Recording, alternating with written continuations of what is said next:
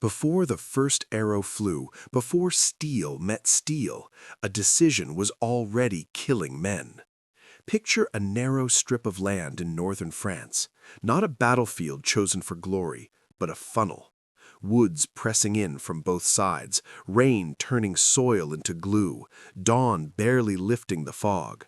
This was not where a larger army should fight, which is exactly why the larger army insisted on it. Across that muddy corridor waited the French host, tens of thousands strong, armored in wealth and certainty. They had numbers, horses, knights trained since childhood to smash through anything in front of them. They believed mass alone would decide the day. On the opposite end stood an English force that looked like it had already lost.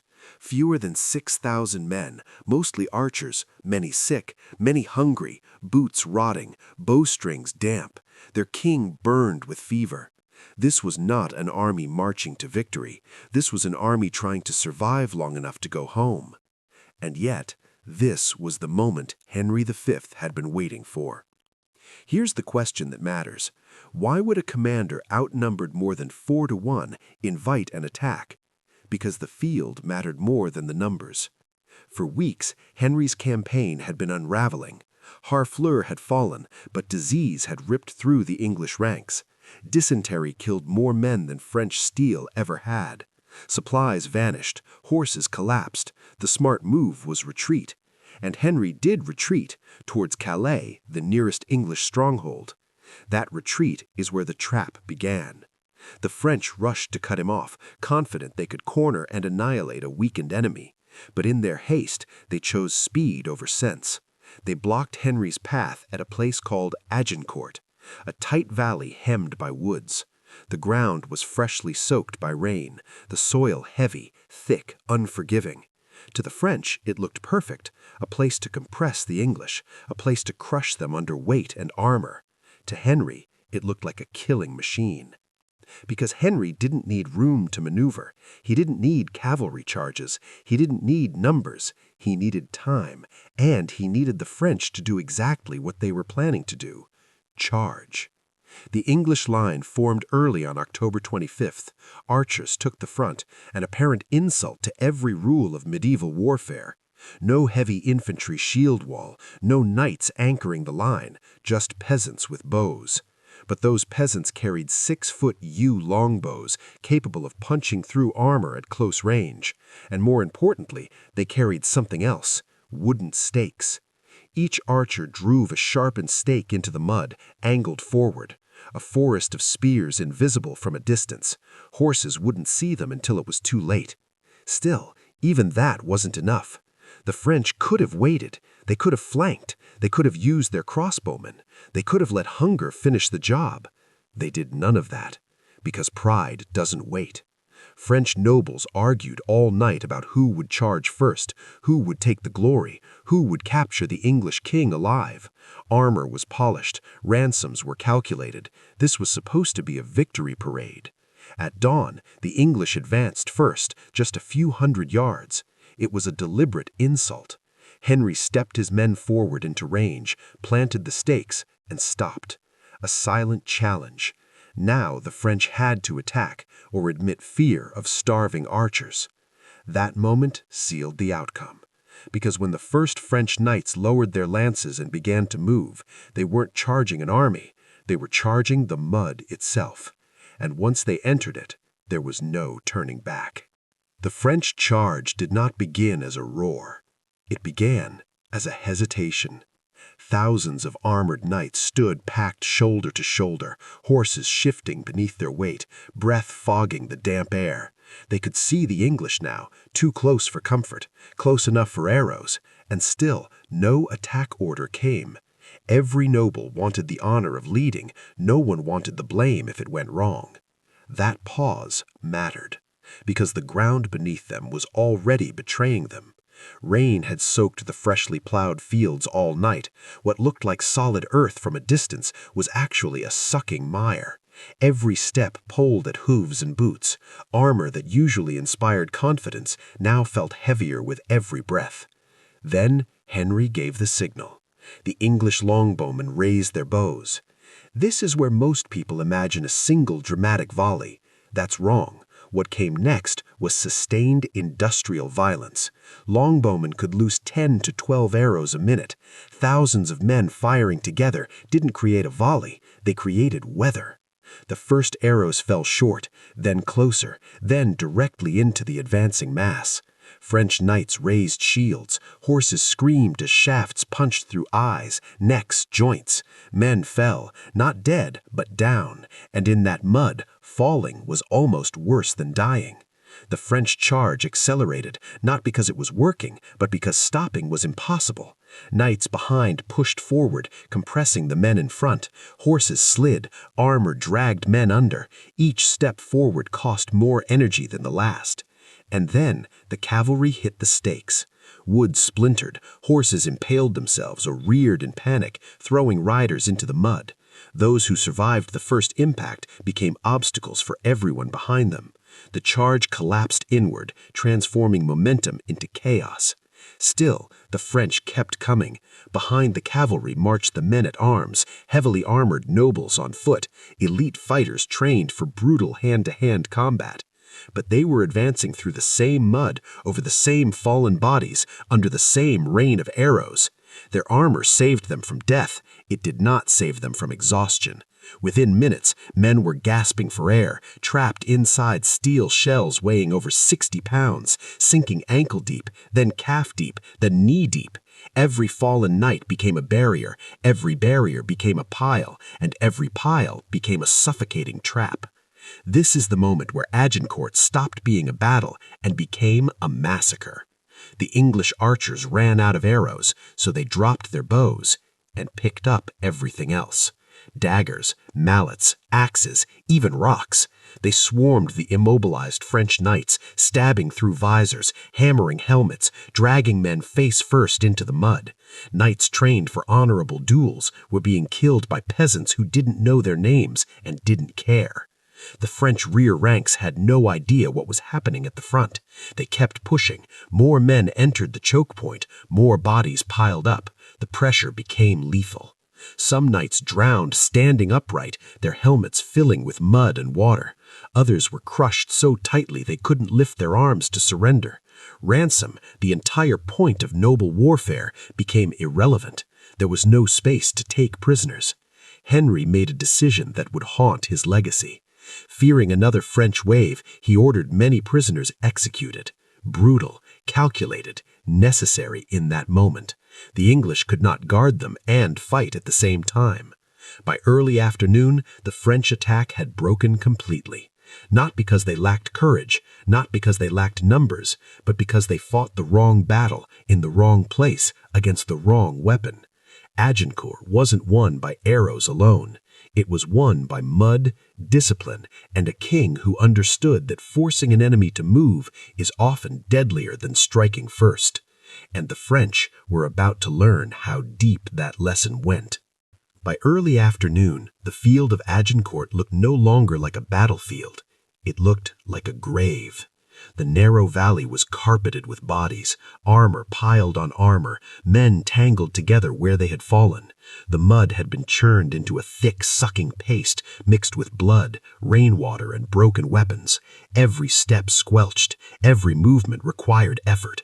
The French advance had not just failed, it had collapsed inward on itself. And still, the French command could not accept what was happening. From the rear, banners were still visible, nobles still mounted, fresh troops still waiting. From a distance, it looked like the English must be near breaking. After all, how could a starving army possibly still be standing after facing wave after wave of French's finest? That assumption was fatal, because the English line had not moved. Henry V had ordered his men to hold position, to conserve strength, to let the battlefield do the killing for them. The longbowmen reformed behind their stakes, men-at-arms tightened ranks. They did not pursue, they did not celebrate, they waited. Then the French tried again. A second wave advanced, not as a coordinated charge, but as a desperate push. These were men who had watched the first assault disappear into chaos and believed sheer bravery could succeed where planning had failed. They were wrong. The same mud, The same arrows, the same compression. Only now there was something worse. The bodies of the first wave. Knights stumbled over fallen comrades, horses refused to advance, armor snagged on corpses. Men slipped, fell, and were immediately trampled by those behind them. The field itself had become an obstacle course designed to kill anyone wearing heavy steel. English archers returned to firing, aiming low, targeting horses and exposed joints. Each arrow forced another man down. Each fallen man became another barrier. Momentum died within yards. And then, something extraordinary happened. The English, exhausted and vastly outnumbered, began advancing. Not in a charge, in a slow, grinding push. Archers moved forward with knives and clubs. Men-at-arms leaned into shields. Step by step, they pressed into the French mass, attacking men who could barely raise their weapons. It was ugly. It was close. It was relentless. This was not medieval chivalry. This was survival.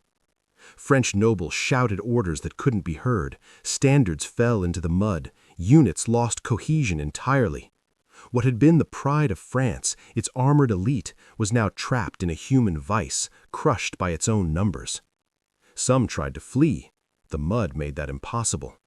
Others tried to surrender. There was no room.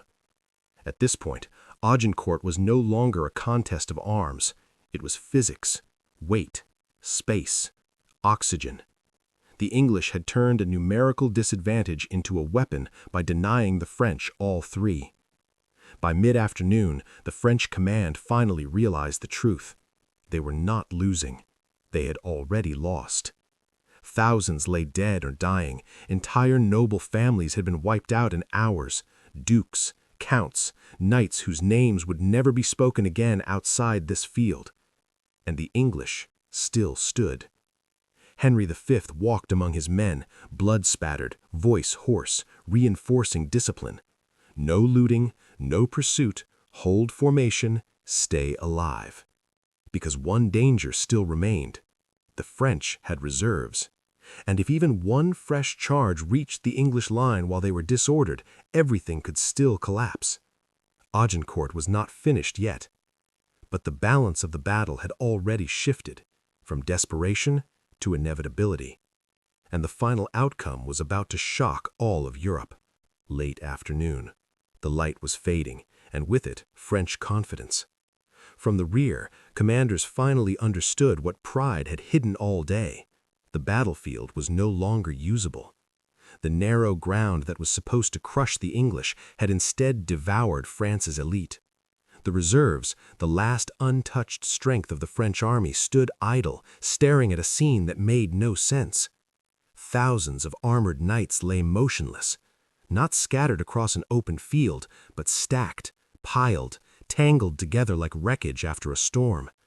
Horses lay twisted among men, lances snapped, shields half buried. Armor that once symbolized power now functioned like an anchor. The English had done the impossible. But here's what most retellings miss. Agincourt was still dangerously close to disaster. Henry knew it. The English army was exhausted beyond measure. Many archers had fought hand-to-hand for hours. Men-at-arms were bruised, bleeding, barely standing. Ammunition was low. Strength was fading. If the French reserves finally charged in coordination, the English line could still break. Then a sudden alarm rippled through the English ranks. A French force appeared in the rear. Not knights, but raiders. A small French detachment had attacked the English baggage train, looting supplies and killing camp followers. On any other day, this would have been a minor incident. On this day, it almost changed history. Henry faced a nightmare scenario. Prisoners behind him, exhausted troops in front, and a potential new French attack forming. If prisoners rose up or guards were overwhelmed, the English line could collapse from within. This is when Henry made his most controversial decision. He ordered the execution of many French prisoners. It was a brutal command, one that violated the customs of noble warfare. But Henry was not fighting a tournament. He was fighting annihilation. He could not spare men to guard captives. He could not risk a revolt behind his line. The order shocked his own nobles. Some refused to carry it out, but enough obeyed to neutralize the threat. Cold, calculated, effective. When the French commands learned of the order, it broke what remained of their resolve. Any thought of renewed assault evaporated. The battlefield was no longer theirs. The momentum, psychological as much as physical, was gone. As evening approached, the French army began to withdraw, not in panic, in disbelief. They left behind thousands of dead, wounded, and captured. Entire command structures had vanished in hours. Noble houses would spend generations recovering from what was lost in a single day. And the English didn't pursue. They didn't need to. Agincourt was over. When the final counts were taken, the scale of the catastrophe stunned Europe. French casualties numbered in the thousands. Some estimates placed them over 10,000. Among the dead were dukes, counts, bannerets, and the very heart of France's military leadership. English losses were astonishingly low, a few hundred. The imbalance defied medieval logic. No grand cavalry maneuver, no brilliant flanking march, no last-minute miracle charge. Just preparation, terrain, discipline, and a commander who understood how human bodies behave under pressure. News of Agincourt spread like wildfire. Courts across Europe struggled to believe the reports. Chroniclers searched for explanations. Some blamed divine intervention. Others blamed French arrogance. But soldiers understood. Agincourt proved something terrifyingly simple. Bravery and armor mean nothing if the battlefield itself turns against you. For Henry V, the victory transformed him overnight from an embattled king leading a dying campaign into a living legend. Songs were written, sermons preached, England rejoiced. But across the Channel, France mourned. Because the deadliest weapon at Agincourt was not the longbow. It was the decision to charge. And that decision would echo for generations. The battle ended in a field of silence, but the shockwaves had only just begun. When survivors staggered back to French towns that night, they carried stories no one wanted to hear. Knights crushed without striking a blow, nobles suffocated inside armor that cost more than a peasant's lifetime, horses screaming, unable to move, men dying not from wounds but from exhaustion, panic, and the weight of their own lies. France had not just lost a battle. France had lost an entire generation of leadership. Some of the most powerful noble houses in the kingdom were wiped out in a single day. Fathers and sons died side by side. Titles vanished overnight. Estates fell into chaos. Ransom, once the financial engine of medieval warfare, had failed to save them. And that terrified Europe. Because Agincourt shattered assumptions that had governed war for centuries. For generations, armored knights were considered the decisive weapon. Wealth equaled power, horses equaled dominance, numbers equaled victory. Peasant infantry existed to support nobles, not defeat them. Agincourt reversed every one of those ideas. Here was the truth no one wanted to say out loud. Discipline and terrain beat aristocraticracy. Training beat lineage, and preparation beat courage. English longbowmen, men without titles, without land, without armor, destroyed the pride of France. And they did it by standing still. Henry V understood something his enemies didn't. Medieval warfare wasn't just about fighting men, it was about controlling space. By forcing the French into a narrow, muddy corridor, Henry turned their strength into a liability. Every extra knight made the formation weaker. Every additional charge increased the pressure until bodies themselves became weapons. This wasn't accidental. It was planned. Henry's army had drilled with longbows for years. English law required archery practice. These men didn't just shoot arrows, they did it instinctively, under stress, in formation. When the arrows ran out, they didn't panic, they adapted. That flexibility is what kept the English line intact while the French command structure disintegrated. The French, by contrast, fought as individuals chasing honor. Each noble wanted to be first, to claim glory, to capture a king. That culture worked in open fields and controlled engagements. It collapsed in a choke point. Agincourt exposed a deeper weakness, arrogance disguised as confidence. French commanders believed the English were already defeated. They rushed, they argued, they ignored alternatives. They chose the battlefield that felt right, not the one that worked. And they paid for it with blood. Across Europe, rulers took note. Infantry formations gained respect. Missile weapons gained priority. Heavy cavalry never disappeared, but Agincourt marked the beginning of its decline as the unquestioned ruler of the battlefield. For England, the victory brought more glory. It bought legitimacy. Henry returned home a hero. Parliament backed him. Allies reconsidered him. Enemies feared him. Agincourt didn't end the 100 Years' War, but it shifted the balance and rewrote what victory looked like. And yet, here's the uncomfortable truth. If the French had waited, if they had refused to charge, if they had let hunger and disease finish the job, Agincourt might never have happened. The English were already breaking, which makes this battle more haunting than heroic, because it wasn't inevitable. It was chosen. A single decision to attack instead of wait turned confidence into catastrophe. And that choice still echoes every time an army mistakes numbers for inevitability. Because Agincourt didn't prove that the longbow was unstoppable. It proved something far more dangerous, that impatience kills faster than arrows. Long after the mud dried, Agincourt kept killing illusions. Across Europe, commanders dissected the battle obsessively. Chroniclers argued, nobles argued harder. Everyone wanted a reason that preserved dignity. Some claimed divine punishment. Others blamed bad luck, weather, or treachery. Very few wanted to accept the real explanation. Agincourt proved that war had changed, and most elites hadn't noticed. For centuries, medieval warfare revolved around the knight. Armor, horses, lineage, personal valor. Battles were decided by who charged harder, who held longer, who broke last. Infantry existed to support that system, not overturn it. Agincourt flipped the hierarchy.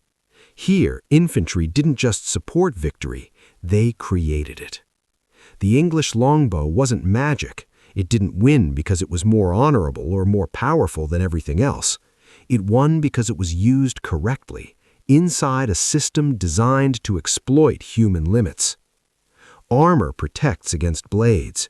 It does nothing against exhaustion. Knights at Agincourt didn't die because they were weak. They died because they were forced to fight physics. Mud stole momentum, weight stole breath, compression stole movement, and panic stole coordination. Henry V understood that men fight with lungs before swords. That insight mattered more than arrows. The French command structure failed because it could not adapt. Orders were shouted, not heard. Units moved based on pride, not necessity.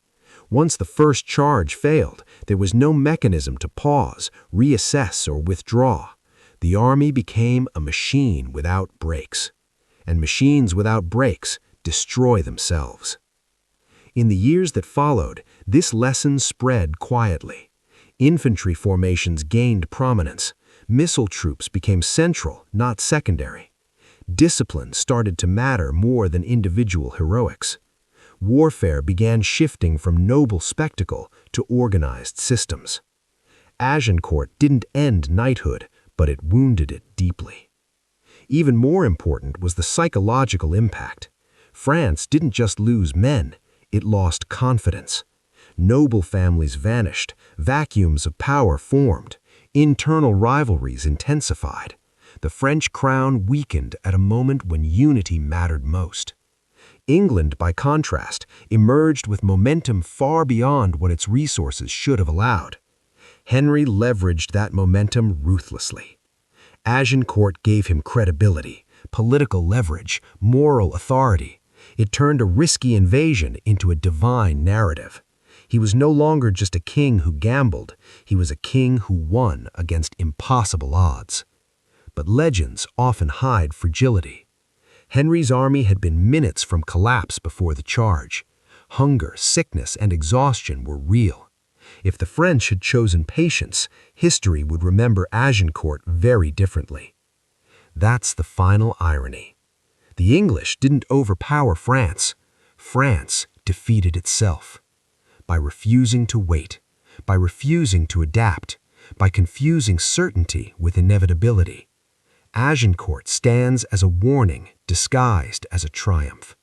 Because superior numbers mean nothing if they can't move. Because bravery means little if it's deployed blindly. Because the battlefield doesn't care who you are, it only cares what you do. And the most dangerous moment in any conflict isn't when you're weak, it's when you're convinced you've already won. That lesson outlived Henry V. It outlived medieval warfare, and it still applies today, far beyond knights and longbows. Which leaves one final question. If Agincourt wasn't about weapons, or courage, or even strategy, what was it really about? Agincourt was never really about longbows. That's the part history often gets wrong. Weapons matter, yes. Terrain matters, numbers matter. But none of those things explain why an army that should have won didn't, and why an army that should have collapsed endured. Agincourt was about decision-making under pressure. Henry V didn't defeat France because he had better men. He defeated France because he forced his enemy to make the worst possible choice at the worst possible moment. The French didn't lose because they were cowards. They lost because they were certain. Certain they would win. Certain the English were finished. Certain that charging was inevitable. Certainty kills curiosity. And without curiosity, there is no adaptation. Henry understood his own weakness. He embraced it. His army was starving, sick, outnumbered. He didn't pretend otherwise. Instead of chasing a dramatic victory, he built a situation where not attacking him felt humiliating. That is the quiet brilliance of Agincourt. Henry didn't win by striking first. He won by waiting. By letting pride pull the French forward, by letting impatience override planning, by letting numbers become a liability instead of an advantage. The battlefield itself became his ally. Mud replaced fortifications, stakes replaced walls, exhaustion replaced slaughter. The English didn't need to destroy the French army, they only needed to stop it from functioning. Once movement failed, everything else followed. Command failed, coordination failed, morale failed, and when those collapse, even the strongest force in the world becomes fragile. That is why Agincourt terrified Europe, because it meant that power could be inverted, that the weak could dictate terms, that discipline could beat prestige, that preparation could humiliate confidence. It wasn't the end of knights, but it was the end of their illusion of invincibility. From that day forward, war became less about who you were and more about how you fought. Henry V would go on to win more battles, to claim the French crown in treaty, to become one of England's most celebrated kings.